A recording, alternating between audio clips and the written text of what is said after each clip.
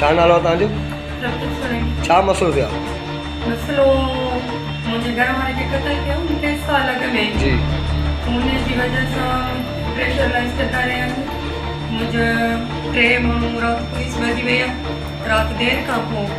हुन खां अलावा मूंखे पुलिस दसे कोन थी ऐं हुन खां अलावा अलाए छा मसइलो आहे। मां पुलिस खां पुछां थी त छा मसइलो आहे, छा जे करे तव्हां मुंहिंजा घर जा मर्द खणी विया हो, पर पुलिस मूंखे को बयानु नथी ॾिए। कहिड़ा काम था कयो?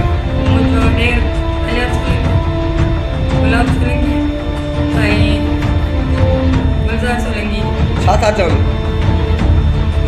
ॿुधाइनि नथा मूंखे त छा जे करे कयो आहे, पर हुन जे करे मुंहिंजे घर में पुलिस जे ज़ोर ते ॿिया जेका माण्हू मुंहिंजे घर में घिरी मूंसां नाजाइज़ी कई अथनि ऐं मुंहिंजा कपिड़ा पढ़िया अथनि ऐं मुंहिंजो जेको लाइसेंस वारा हथियार आहिनि उहे कया अथनि।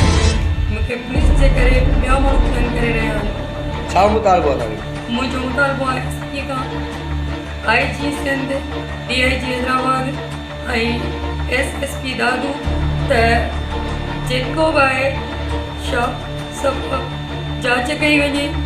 मुंहिंजे जेकॾहिं मुंहिंजा घर आबादी ॾोही आहे बिल्कुलु तव्हां उन्हनि खे बि अरेस्ट करे था सघो, पर जेकॾहिं मुंहिंजा ॾोही न आहिनि त मूंखे ॿुधायो वञे महिरबानी करे त मुंहिंजे घर आबादियुनि खे किथे रखियो वियो आहे, मुंहिंजे मर्दनि खे किथे रखियो वियो आहे। घर खे